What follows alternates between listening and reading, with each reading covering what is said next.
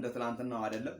ሁሉም ሰው ስልክ ይዟል። ሁሉም ሰው እንግዲህ ማህበራዊ ሚዲያ ላይ የሚሰጠው እናንተና እኔ ቅዱሳን የአባቴ ብሩካን ጌታ ኢየሱስ ክርስቶስን እንደ ግል አዳኝ አድርጋችሁ የተቀበላችሁ ከጨለማ የተነጠቃችሁ የዓለም ነገር የማይናፍቃችሁ በዓለም አይደላችሁ የእግዚአብሔር ልጆች የሆናችሁ የእግዚአብሔር ልጆች ተብላችሁ የምትጠሩ የሰማይን አምላክ ልዑል እግዚአብሔርን የምታገለግሉ በማህበራዊ ሚዲያ ያላችሁ አንድ አሳይመንት ልስጣችሁ። እኔ ወንድማችሁ ሰው አሁን ላይ ጨንቆት ስክሮል ሲያደርግ ቲክቶክ ላይ ሲገባ የእግዚአብሔርን ወንጌል ማየት አለበት።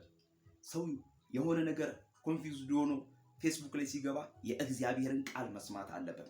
ዩቲዩብ ላይ ሲገባ የማያንጽ ነገር ሳይሆን የእግዚአብሔርን ቃል መስማት አለበት። እኛ የእግዚአብሔርን ቃል ልናውጅ የተፈጠርን ፍጥረቶች ነን።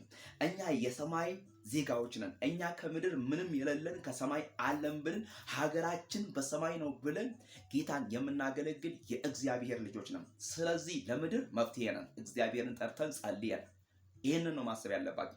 እኔ መስፍን ለምድር መፍትሄ ነኝ፣ እገሌ ለምድር መፍትሄ ነው። ምክንያቱም የእግዚአብሔርን ወንጌል የእግዚአብሔርን ቃል ይዞ በኢየሱስ ክርስቶስ ስም መፍትሄ ነው። ስለዚህ እናንተ ይህንን ማህበራዊ ሚዲያ ላይ መፖሰት አለባችሁ፣ መናገር። ኢየሱስ ጌታ ነው፣ ኢየሱስ ያድናል፣ መዳን በሌላ በማንም የለም። የእውነት እንጀራ ኢየሱስ ነው፣ የህይወት ምንጭ ኢየሱስ ክርስቶስ ነው፣ በሩ ኢየሱስ ነው። ከኢየሱስ ውጪ መግቢያ የለም። ሌላ ሁሉ ሞቷል፣ ኢየሱስ በህይወት አለ። ሌላ ሁሉ ላይመለስ ሄዷል፣ ኢየሱስ ግን ተመልሶ ይመጣል። ሌላ ሁሉ አፈር ሆኗል፣ ኢየሱስ ግን አፈርን ሞትን ፈንቅሎ ተነስቷል ብላችሁ በማህበራዊ